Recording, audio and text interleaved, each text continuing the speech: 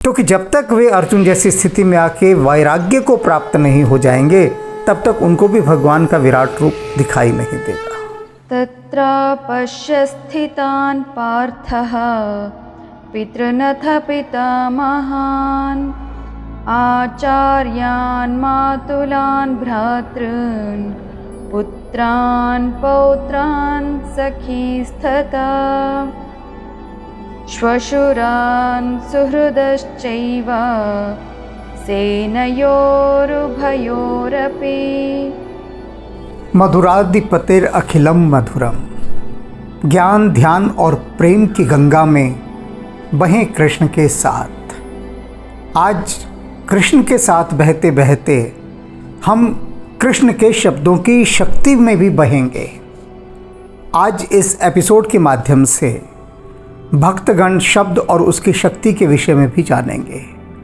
प्रत्येक शब्द की एक शक्ति होती है और उस शक्ति के अनुसार वो शब्द काम करता है, किंतु सबसे बड़ी बात यह होती है कि वह शब्द आया कहाँ से। एक ही शब्द होता है और उस एक ही शब्द को दो अलग अलग व्यक्ति बोलते हैं, तो उनके बोलने से जो प्रभाव है वह भी भिन्न भिन्न आता है। उदाहरण के द्वारा समझिए, ऐसे बात सरलता से समझ में नहीं आएगी। स्वामी विवेकानंद अमेरिका की धर्म संसद में गए। वहाँ पर पहुँचते ही जो सबसे पहला उन्होंने संबोधन किया पूरी सभा को, उन्होंने कहा, भाइयों और बहनों।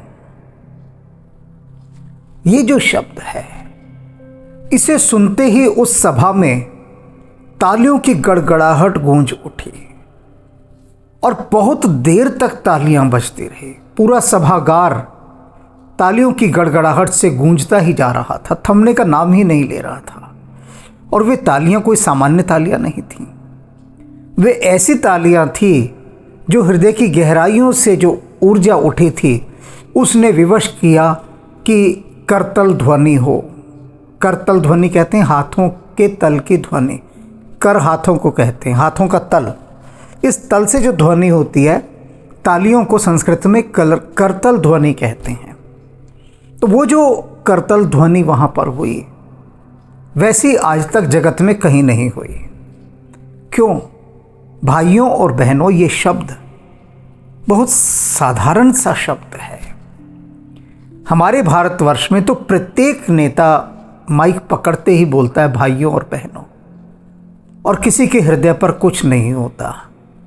जो बीड़ी पी रहे हैं वो बीड़ी पीते रहते हैं, जो नहीं पी रहे वो पीने के लिए उसे जलाते हैं, बाकी कुछ और इधर उधर की बात कर रहे होते हैं। उनको पता है कि हाँ, अब ये जो नेता है ये वही बोलेगा भाइयों और बहनों।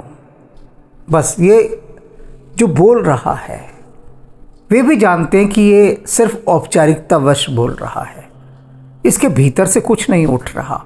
और चाहे उठ भी रहा हो भीतर से, किंतु उसके बोलने में वो शक्ति नहीं होती।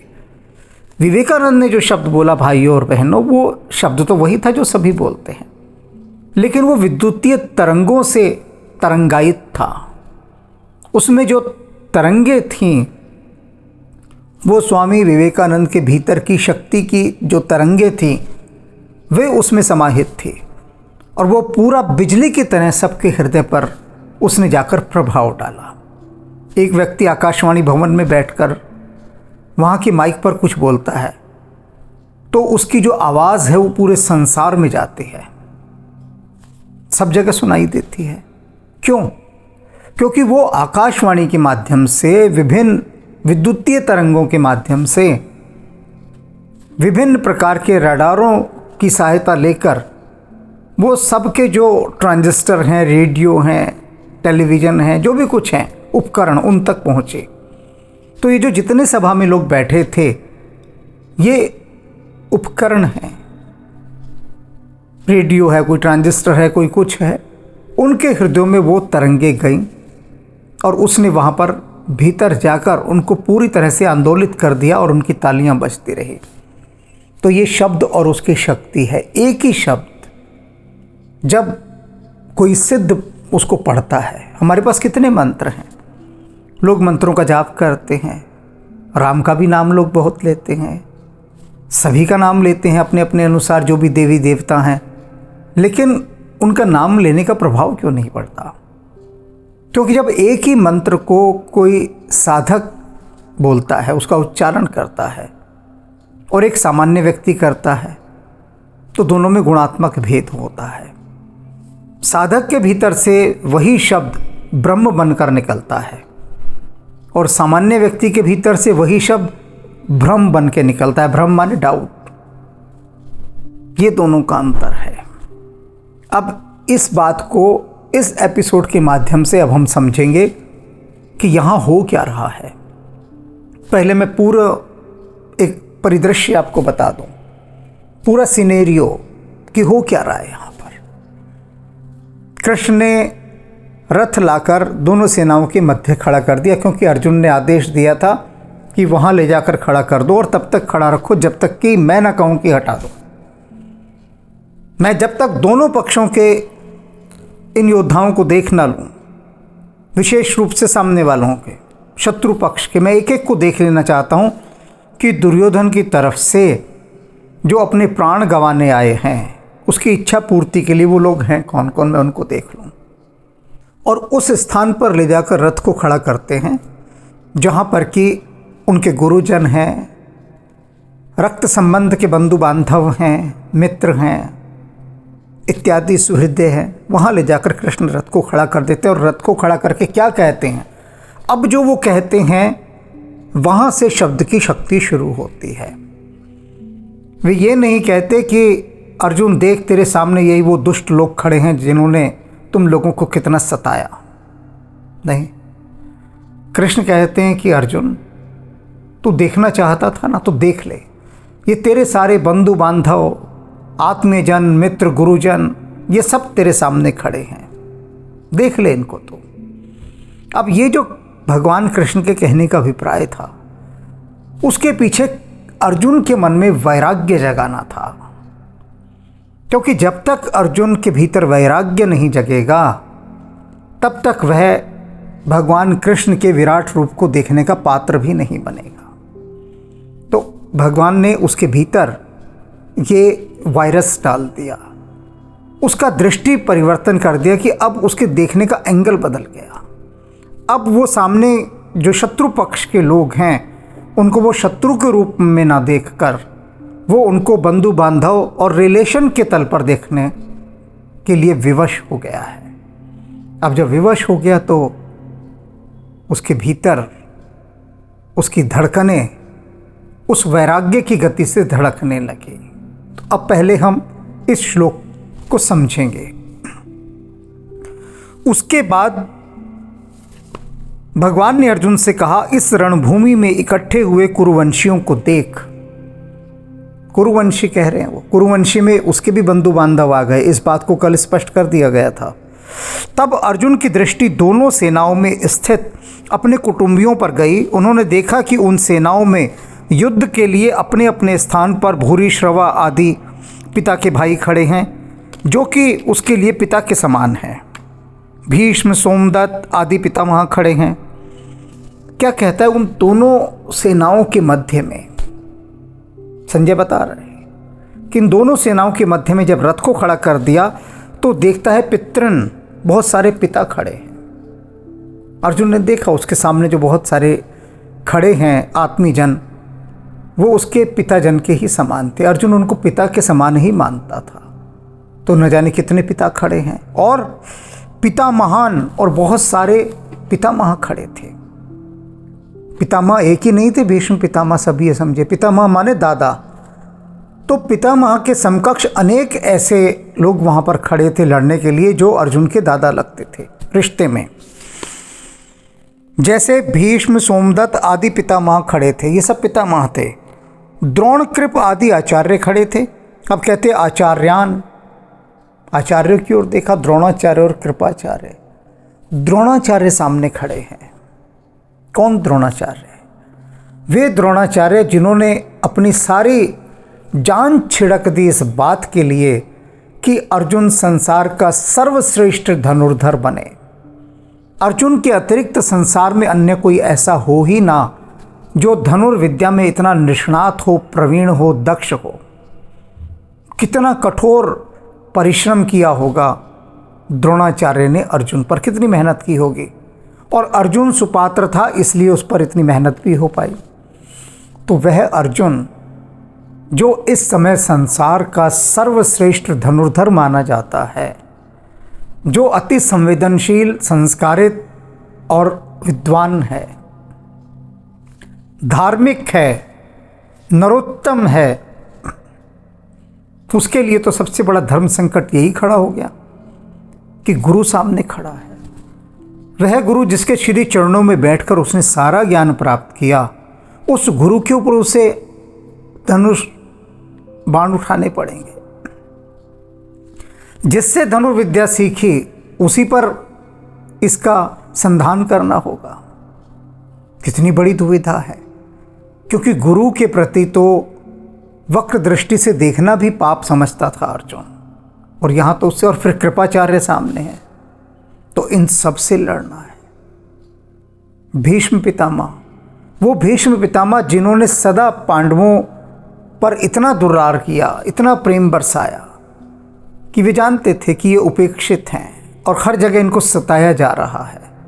तो एक बहुत ही नरम कोना, सॉफ्ट कॉर्नर भीष्म पितामह के हृदय में पांडवों के प्रति था, और इस कारण से भी था कि वे देखते थे ये पांडव कितने सुसंस्कारित हैं, इतना आदर देते हैं, इतना मान देते हैं भीष्म पितामह को। और जबकि दुर्योधन उनके साथ बहुत ही दुर्व्यवहार करता था, बदतमीजी करता था, तमीज़ से बातें नहीं करता था। वो ये मानता था कि ये सब मेरे गुलाम हैं। भीष्म पितामह अगर इन्होंने प्रतिज्ञा ली है कि ये शासन के साथ सदा बंधे रहेंगे, तो ये मानता था कि भीष्म पितामह तो मेरे गुलाम हैं। पितामह नाम मात्र के हैं, गुलाम मुख्य रूप से हैं। तो उसने सदा दासों जैसा व्यवहार किया भीष्म पितामह के साथ। और पांडवों ने उनको अपने सिर माथे पर लगाया कि हमारे पितामह हैं। तो आदर सम्मान करने की दृष्टि, और भीष्म पितामह ने भी प्रेम बरसाने में कोई कसर नहीं रखी। तो ये तो भाव के भूखे थे, प्रेम के भूखे थे पांडव। अब ऐसे में अर्जुन पितामह पर अस्त्र शस्त्र उठाएगा क्या, उनसे लड़ेगा क्या?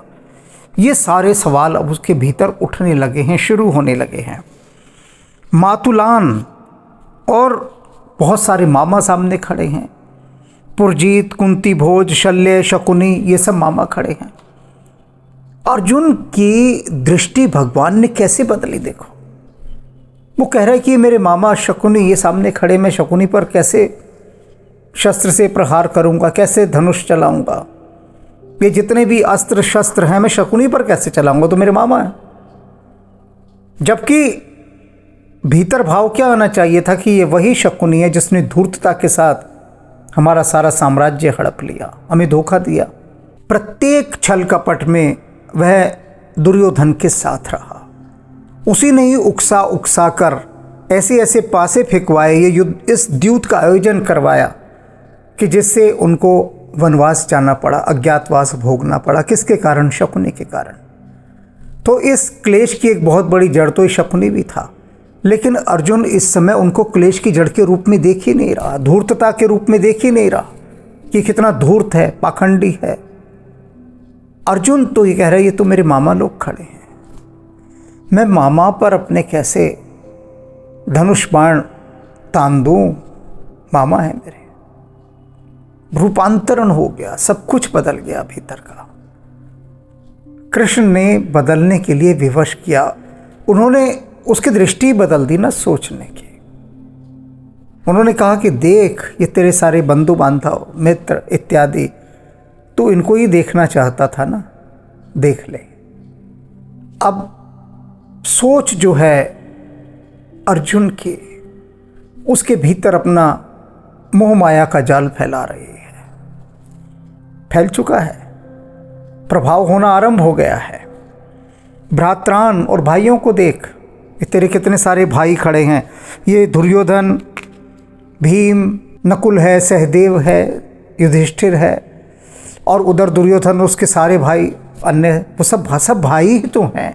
कुरून, यही तो कहा ना कृष्ण ने, कि अपने इन सब भाइयों को देख, अपने इन सब गुरुजनों को देख, अपने इन पिताओं को देख, पितामहों को देख, सबको देख।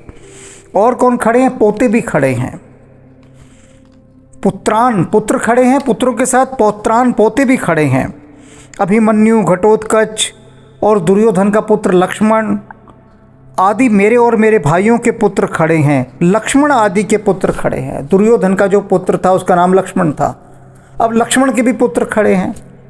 तो अर्जुन तो उनका दादा हुआ, यानी एक दादा अपने ही पोतों को युद्ध में मारे, और सभी के बच्चों के बच्चे थे और सब उस पक्ष से खड़े थे। तो उन सभी को मारना पड़ेगा, ये अर्जुन के लिए बड़ा भारी पड़ रहा था सोचना कि मैं कैसे मारूंगा। वो पोते जो गोद में खेले उनको मैं मार दूं, ये मेरे भाई जो बचपन में मेरे साथ रहे सारे। अर्जुन को उनका किया हुआ कोई भी पाप इस समय सूझ नहीं रहा। जो भी उन्होंने इतना सताया अर्जुन को, अर्जुन माने सारे पांडवों को, उसे उनका सताया जाना याद ही नहीं आ रहा। बताओ भगवान ने किस तरह से, किस दृष्टि से उसको सोचने के लिए विवश किया कि वो सिर्फ वही सोचेगा जो भगवान चाहते हैं। और वे क्या चाहते हैं? कि अर्जुन वैराग्य से भर जाए, ऐसे वैराग्य से भरे कि जिस वैराग्य से आज तक कोई ना भरा हो, अभी तक कोई ना भरा हो। आगे भर जाए तो बात अलग है, अभी तक तो कोई ना भरा हो। उस वैराग्य से वो उसको भर रहे हैं, उसकी तैयारी करा रहे हैं, जिससे कि वो भगवान का विराट रूप देखकर उनके मुख से जो गीत झरेंगे उन गीतों को सुन सके। इसे गीता इसीलिए कहा गया है, पहले मैं बता चुका हूँ। इसका गीता नाम इसीलिए है कि प्रभु ने जो श्लोक अर्जुन को सुनाए, उनको श्लोक नहीं कहा गया, कहा गया ये गीत हैं, प्रभु गीत गा रहे हैं। अब ये प्रभु के जो गीत हैं यही गीता है, प्रभु के द्वारे गाए हुए गीत जो उन्होंने अर्जुन के आगे गीत गाए वे गीता बन गए। अब वो गीता प्रकट हो, सुपात्र उन्हें सुने, उसके बाद संजय के माध्यम से धृतराष्ट्र भी उसे सुनेगा और सारे जगत तक ये पहुँचे। कितना बड़ा आयोजन, एक डिवाइन अरेंजमेंट भगवान को करना पड़ा, और उसके लिए उन्होंने चुना अर्जुन को, क्योंकि वही सुपात्र था। लक्ष्मण के पुत्र खड़े हैं जो कि मेरे पौत्र हैं। दुर्योधन के, अश्वत्थामा के आदि मित्र खड़े हैं, ये सब मित्र हैं उसके जो खड़े हैं। और ऐसे ही अपने पक्ष के भी मित्र खड़े हैं, दुर्योधन के पक्ष के मित्र खड़े हैं, उसके पक्ष के भी मित्र खड़े हैं, लेकिन है तो सब ये भाइयों के मित्र, उसके भी तो मित्र हुए सारे के सारे। ये अर्जुन सोच रहा है। द्रुपद, शैब्य आदि ससुर खड़े हैं। अब उनके पक्ष के हों या इनके पक्ष के, ससुर तो ससुर ही हैं, दोनों के ससुर लगेंगे, तो कह रहे वो सारे ससुर खड़े हैं। बिना किसी हेतु के अपने अपने पक्ष का हित साधने वाले सात्यकी, कृतवर्मा आदि सुहृदय भी खड़े हैं। ये जो सात्यकी और कृतवर्मा हैं ये सब क्या थे? ऐसे अनेक वहाँ पर आत्मीजन आए थे जो अपना कोई स्वार्थ लेकर नहीं आए, प्रेम के वशीभूत होकर आए थे। और जो कौरवों के पक्ष में भी थे, दुर्योधन के पक्ष में, उसके पक्ष में भी अनेक ऐसे आए थे कि जो बिल्कुल निस्वार्थ भाव से आए थे। अब ये जो पोते हैं इतने, उनको क्या मतलब घर की कलह से, लेकिन जब पिता युद्ध कर रहा है तो पिता का साथ तो देना ही है। तो दुर्योधन का पुत्र, फिर उसके पुत्र, इस तरह से अन्य भाइयों के जितने पुत्र, तो अर्जुन यही सब देख रहा है कि ये सब मेरे पौत्र हैं, पोते लगते हैं, ये मेरे भाई हैं सारे, ये मेरे गुरुजन हैं, और ये मेरे दादा हैं, ये कितने सारे मेरे पिता लगते हैं। तो इन सबको मुझे मारना होगा क्या? ये सुनिश्चित था अर्जुन के मन में कि यदि वह युद्ध में उतरेगा तो विनाश करेगा, तांडव मचाएगा, क्योंकि संसार का सर्वश्रेष्ठ धनुर्धर जिसके पक्ष में हो वो जहाँ से युद्ध करेगा तो किसी को छोड़ेगा तो नहीं, वो अपार क्षति करेगा। और उधर जो दुर्योधन भयभीत है इसी कारण से है कि वह देख रहा है कि जो सबसे सशक्त है पांडवों की तरफ वह है अर्जुन, और अर्जुन के पास जो विद्या है वह है धनुर्विद्या। और धनुर्विद्या में उसका सामना करने वाला केवल एक ही व्यक्ति है और वह है द्रोणाचार्य। और द्रोणाचार्य पर दुर्योधन को भरोसा नहीं है। किस रूप में भरोसा नहीं है? वह जानता है कि जो द्रोणाचार्य हैं उनका प्रिय शिष्य अर्जुन है, इसलिए वो उस वीरता से, उस भाव से बिल्कुल भी युद्ध नहीं, वो ढीला ढाला हल्का फुल्का युद्ध करेंगे क्योंकि सामने उनका प्रिय शिष्य अर्जुन है। और उससे वो युद्ध करेंगे जिसके पास इस समय उनसे ज़्यादा क्षमता है, क्योंकि अर्जुन को उन्होंने अपना सब कुछ दे दिया था। तो प्रत्येक वार की काट अर्जुन के पास है उपलब्ध। द्रोणाचार्य ने कुछ भी ऐसा बचा कर नहीं रखा था कि जो उन्होंने अर्जुन को ना दिया हो, बल्कि अपने बेटे को कम दिया। अश्वत्थामा को कम दिया। दिया क्यों कम? उसने लिया कम। उसकी पात्रता इतनी नहीं थी। अश्वत्थामा के लिए द्रोणाचार्य गुरु नहीं थे, वो उसके बाप थे। और अपने बाप से कोई कहाँ सीख सकता है? इतना नहीं सीख सकता। उसने उनको बड़ा सामान्य लिया, कैजुअल, ठीक है मेरे पिता हैं। सीखने का वो भाव नहीं था। अर्जुन के अंदर सीखने का, श्रद्धा का भाव था। अर्जुन के लिए द्रोणाचार्य उसके गुरु थे, ऐसे गुरु जिसके लिए कहा गया साक्षात परब्रह्म। लेकिन अश्वत्थामा के लिए द्रोणाचार्य साक्षात परब्रह्म नहीं थे, वे पिता थे। और वह उनका वह सम्मान भी नहीं कर सकता था जैसा अर्जुन करता था। अब ये सारी बातें हमें बड़ी गहराई से ध्यान में रखनी होगी, क्योंकि ये गीता के आने वाले अध्यायों में बहुत काम आएंगे। जब तक हमें किसी भी पात्र की गहराई नहीं पता होती, वास्तव में होता क्या है, ये जितने भी दिव्य पात्र हैं ना, इनको जब हम देखते हैं तो अपनी दृष्टि से देखते हैं। अपनी दृष्टि माने क्या? कि जितना भी, जिस व्यक्ति का जितना विकास हुआ है, जितनी उसके पास बुद्धि है, अपनी उसी बुद्धि से वो उस महान पात्र को देखता है। संस्कृत का एक श्लोक है जिसका अर्थ ये है कि इतना बड़ा हिमालय लेकिन एक दर्पण में छोटा सा ही दिखाई देता है। अर्थात क्या? कि जिसकी बुद्धि और जिसका हृदय बहुत छोटा होता है, वो उन महान पात्रों को बहुत छोटा बनाकर देखता है। उसके लिए कोई वैल्यू नहीं होती उन पात्रों की। वो कहता क्या है, बस ऐसे ही है, क्या हो गया, ऐसे हो गया, तो कोई बड़ी बात थोड़ी ना है, इत्यादि इत्यादि। वो बहुत सारी बातें कहता है। अब कई मुझे ऐसे ही दृष्टिकोण के पात्र मिले, वो कहते कौन सी बड़ी बात हुई, भगवान राम 14 वर्ष के लिए वनवास चले गए, तो इसमें क्या बड़ी बात है। अब वो इतने सामान्य ढंग से इस बात को कह रहा है कि इसमें क्या बड़ी बात है।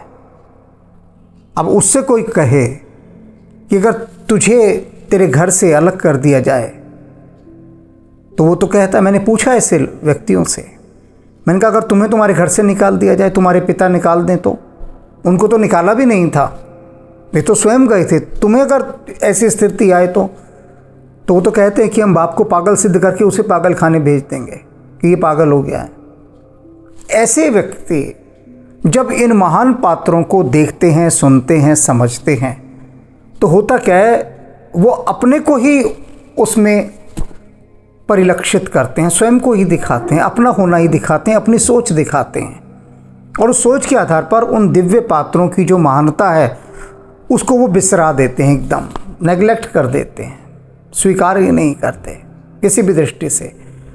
तो इसलिए यहाँ पर प्रत्येक पात्र के विषय में उसकी गहराई, उसका उथलापन, उसकी सारी पृष्ठभूमि सब कुछ समझाई जा रही है, जिससे कि भक्त गीता के मर्म को समझते समय प्रत्येक पात्र के अंतस की गहराई को भी जान सकें।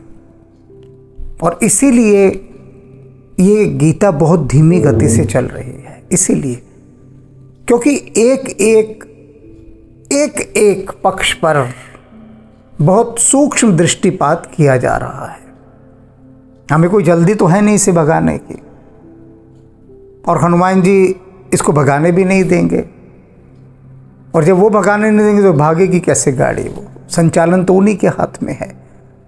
और गीता को सुनने और समझने वाले लोगों का अनुपात बहुत कम है, बहुत ही कम, ना के बराबर।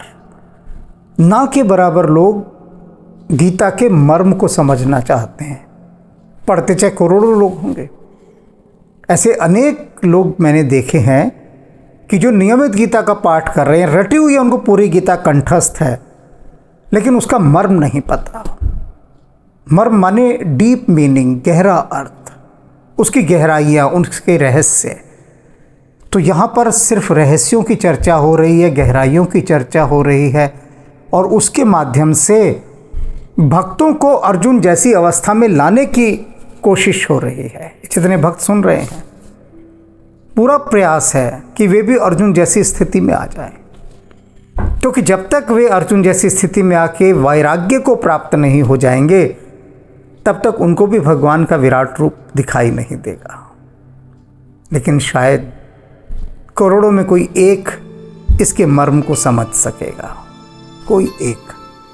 तो उसी एक के लिए ये सब कहानी सजी हुई है, ये सब कहा जा रहा है, ये सब आयोजन हो रहा है उस एक के लिए। और वह एक कौन होगा, इस बात को तो वही एक जानता है। राम राम।